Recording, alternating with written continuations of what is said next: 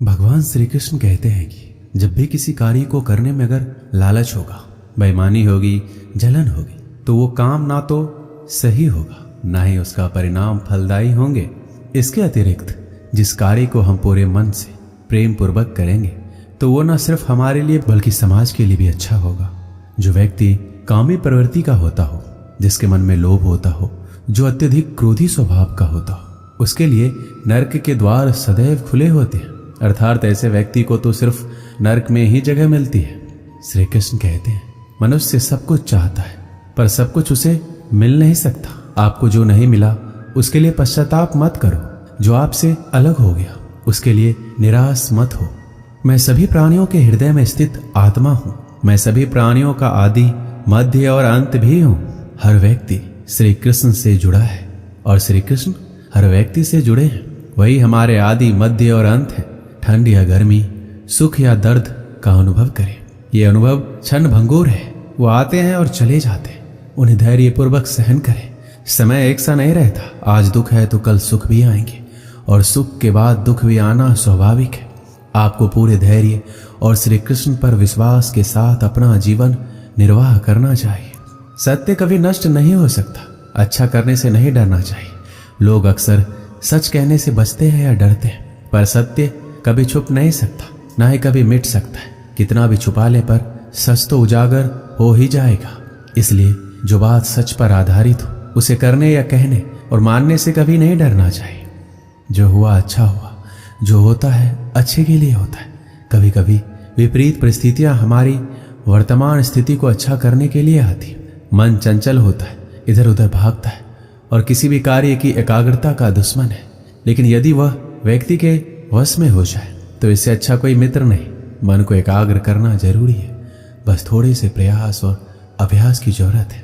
श्री कृष्ण कहते हैं, मेरे लिए ना कोई घृणित है, ना कोई प्रिय है, ना कोई निर्धन है, ना कोई धनी।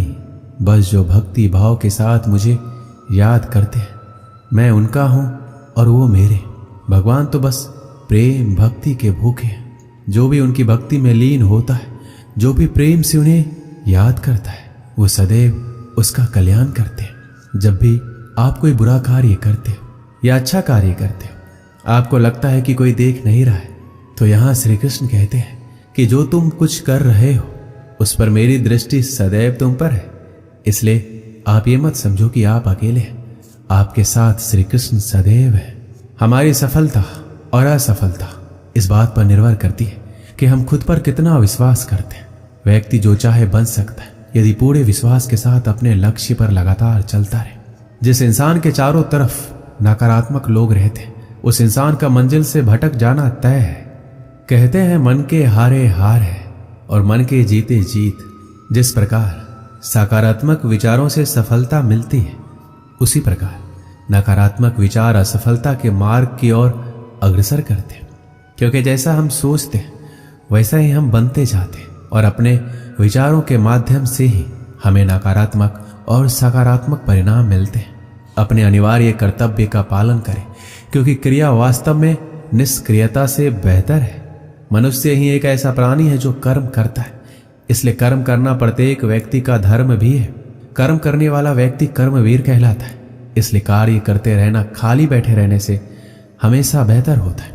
समय हमेशा चलता रहता है, कभी रुकता नहीं है। यदि आज आपका बुरा समय है तो कल अच्छा आएगा। इसलिए आप बिना किसी स्वार्थ के सिर्फ कर्म कीजिए, फल समय खुद देगा। ना तो समय रुकता है, ना ही एक सा रहता है, ये हमेशा बदलता है। सुख के बाद दुख, दुख के बाद सुख का आना अनिवार्य है। इस पर हमारा कोई वश नहीं है, लेकिन कर्म पर हमारा वश जरूर है। इसलिए सिर्फ कर्म कीजिए, वो भी बिना चिंता किए। समय आने पर फल अवश्य मिलेगा। जो अज्ञानी व्यक्ति होता है वो ये गलतफहमी पाल लेता है कि मैं करता हूं, सभी कार्य मेरे द्वारा किए जा रहे हैं, उसमें अहंकार घर कर लेता है। परंतु इस सृष्टि में जो भी हो रहा है वो तो प्रकृति द्वारा किया जा रहा है। अज्ञानता के कारण व्यक्ति में जो मैं का अहंकार जन्म लेता है तो उसका पतन होना निश्चित है। श्री कृष्ण कहते हैं कि वो किसी के भाग्य के निर्माता नहीं है। व्यक्ति खुद ही अपना भाग्य लिखता है। आप जैसा बीज बोएंगे आप वैसा ही फसल काटेंगे। आप जैसा कर्म करेंगे आपको वैसे ही परिणाम मिलेंगे। यदि विद्यार्थी मन लगाकर पढ़ाई करेंगे तो परीक्षा में सफल होंगे। इसलिए हर व्यक्ति का भाग्य तभी बदलेगा जब वो ऐसे कर्म करेगा। पृथ्वी, जल, अग्नि, वायु, आकाश, मन, बुद्धि और अहंकार, ये मेरी प्रकृति के 8 विभाग हैं। जो कुछ भी है वो वर्तमान में है। जो बीत गया है वो नहीं आएगा, और जो आने वाला है उसकी चिंता नहीं, बल्कि खुले हाथों से वर्तमान का स्वागत करें। श्री कृष्ण कहते हैं, मन उन लोगों के लिए दुश्मन की तरह काम करता है जो इसे नियंत्रित नहीं करते, और जिसने अपने मन को जीत लिया है उसके लिए मन सबसे अच्छा मित्र है।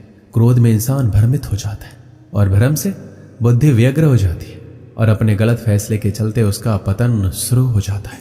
खुशी मन की वो अवस्था है जिसका बाहरी दुनिया से कोई लेना देना नहीं है। कोई भी व्यक्ति जो अच्छा काम करता है उसका कभी भी बुरा अंत नहीं होगा, चाहे यहाँ या आने वाले संसार में। श्री कृष्ण कहते हैं, तुम अपने आप को मुझे अर्पित करो, यही सबसे उत्तम सहारा है। जो इस सहारे को जानता है वो भय, चिंता, शोक से सर्वदा मुक्त है। इच्छाओं में कमी ही सुख की कुंजी है। उम्मीद ही आपको रिश्ते में कमजोर बनाती है। उम्मीद का जन्म आपके मन में ही होता है। शांत, नम्रता, मौन, संयम और पवित्रता ये मन के अनुशासन है जिसे तुम अपना समझकर मग्न हो रहे हो। बस यही प्रसन्नता तुम्हारे दुखों का कारण है। कर्म मुझसे नहीं चिपके रहते, क्योंकि मैं उनके परिणामों से जुड़ा नहीं हूं। जो लोग इसे समझते हैं उसका अभ्यास करते हैं, वो स्वतंत्रता और खुशी से रहते हैं। मेरा, तेरा, छोटा बड़ा, अपना पराया मन से मिटा दो, फिर सब तुम्हारे हैं। तुम सबके हो।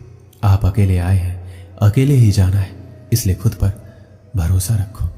एक गरीब किसान को उसके एक मित्र ने कुछ बीज दिए और उसे बताया कि ये बीज बांस के पेड़ की उस प्रजाति के हैं जो बाहर के देशों में पाए जाते हैं। इन पेड़ों की ऊंचाई 90 फीट तक होती है। किसान ने वो बीज अपने मित्र से लिए और उन्हें अपने खेत में बो दिए। उन्हें आशा थी कि जिस दिन वो बांस के ऊंचे पेड़ बन जाएंगे, उन बांसों को बेचकर वो अच्छी आमदनी करेगा और उसका परिवार एक अच्छा जीवन जी पाएगा। वह उन बीजों को पानी देता, देखभाल करता, रात में भगवान से प्रार्थना करता कि उसके सपने पूरे हो जाए और इन बीजों से 100% परिणाम मिले। वह रोज अपने खेत में जाकर देखता कि बीज अंकुरित हुए हैं या नहीं, लेकिन उसे उनमें कोई भी परिवर्तन दिखाई नहीं पड़ता। इस तरह 1 वर्ष बीत गए, लेकिन उन बीजों से अंकुर नहीं फूटे। अन्य बीज समानतः 1 सप्ताह में अंकुरित हो जाते थे और कुछ महीनों में ही फसल आ जाते थे। उस फसल के द्वारा ही किसान के परिवार का भरण पोषण होता था। किसान सोचा करता कि इस तरह आज तो उसका गुजारा चल सकता है, लेकिन उसके सपने पूरे नहीं हो सकते, ना ही उसका भविष्य संवर सकता है।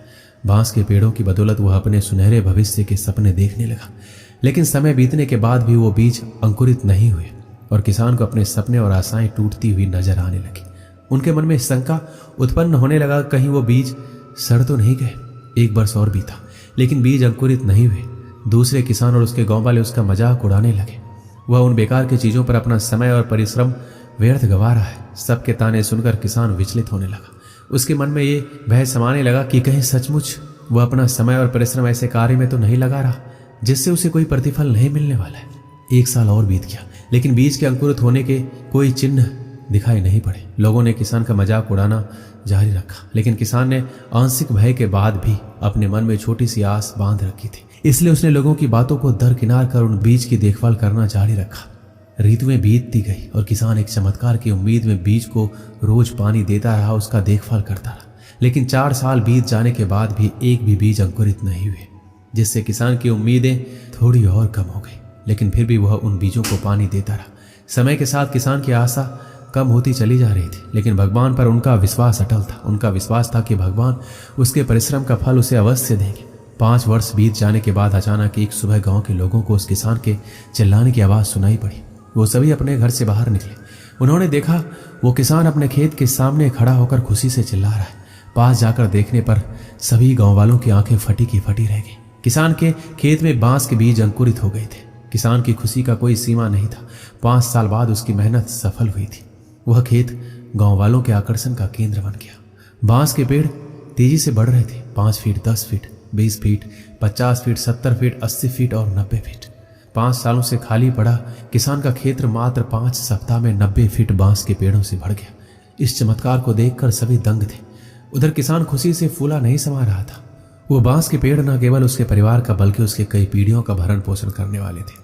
वह रह रहकर भगवान का धन्यवाद कर रहा था। उसे समझ आ गया था कि जो उसे सीख मिली है वह अमूल्य है। अपने सपनों का बीज बोने और उसे यथार्थ में परिणित करने के लिए रोज उसका पोषण और देखभाल करने की सीख मिली थी। उसने लोगों की नकारात्मक बातों पर ध्यान न देने का पाठ भी पढ़ लिया था। उसे अपने भय और शंकाओं से परे हटकर अनवरत परिश्रम करने का महत्व समझ लिया था। साथ ही भगवान पर उसका विश्वास और अटल हो गया था। किसान ने पूरे गांव के सामने एक उदाहरण प्रस्तुत किया, जिसके बाद गांव के अन्य किसान भी अपने खेतों में बांस का पेड़ उगाने लगे और धैर्य से हर दिन उसकी देखभाल करने लगे। इस कहानी से हमें क्या सीख मिलती है? किसान ने तो अपने सपनों पर विश्वास बनाए रखा, आपका क्या? आप अपने सपनों को पूरा करने के लिए किस हद तक परिश्रम करने के लिए तैयार है? आप में कितना धैर्य है? अपने सपनों पर विश्वास रखिए, खुद पर विश्वास रखिए, धैर्य से परिश्रम करते रहिए, सफलता अवश्य प्राप्त होगी। दोस्तों, इस वीडियो में बस इतना है। मिलते हैं अगले वीडियो में। अपना ख्याल रखिएगा। जय श्री कृष्ण।